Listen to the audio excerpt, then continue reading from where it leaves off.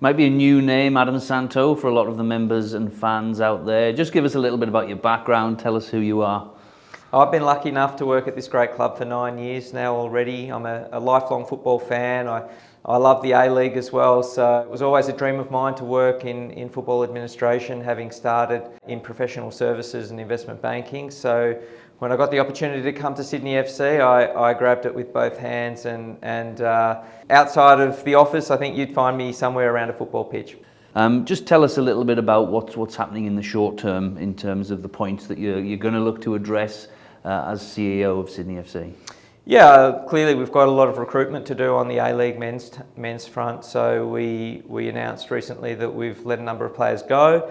So we're very active looking at a number of players to make sure Steve has the best possible squad going ahead, going into next season. But equally, we've got a number of our strategic projects that have been in play. We've got a lot of work that we're doing to make sure we get ready for the new stadium when that opens up and we play our first match next season. We're building our own facility, high performance facility, so there's a number of important work that we're doing to make sure that gets delivered on time. The women's team's also going to take some focus. We'll shortly start making announcements on re-signings there and some work around female academy that we'll be announcing soon as well. You mentioned the recruitment specifically for the A-League men's squad. Obviously a lot of fans will be keen to know some of the players that might potentially be coming, whether there's a chance to get a marquee. How important do you think it is for Steve to be able to get the right marquee for the club? Oh, look, it's very important. I mean, you know, we've invested in some new technologies to ensure that we cast the net as wide as possible. The APL have also announced a number of initiatives to assist clubs with bringing in the right marquee player.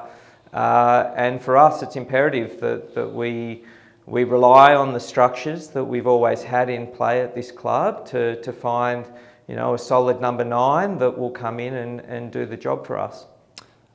That's what Steve's looking at, potentially a striker as the right marquee. Do you think that's the right decision? Yeah, I'd say so. You know, Steve's put a lot of thought into his squad for next season. He's put a lot of thought into the way we're going to be playing next season as well. And at this stage, he hasn't made any secret of the fact that we'll be looking for one of our marquee slots will be a striker. In terms of the strategy of the club in the medium to long term, what are your plans around that, and what's important to you and to the football club?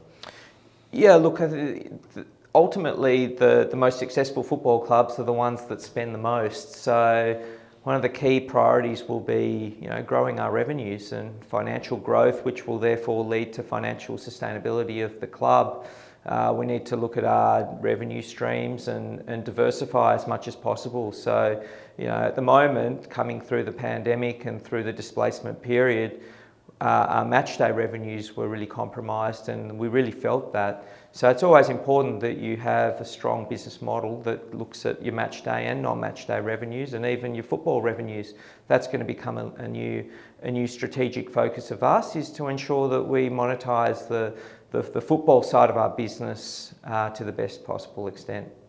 Obviously, new stadium itself will help with that. What sort of strategy and how is it going with getting bums on seats into that new stadium?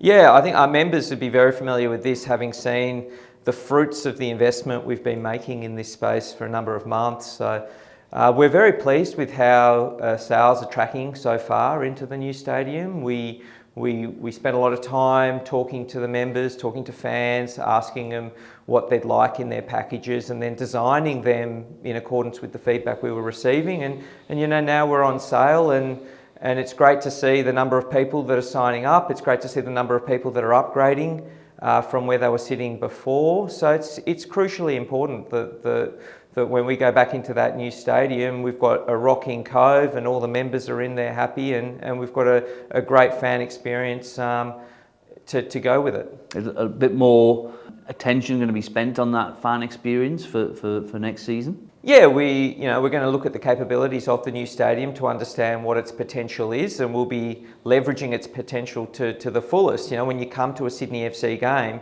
there's got to be a buzz, it's got to be exciting, and we're going to make sure that we put on the best possible product off the field, and the players put on the best possible product on the field as well.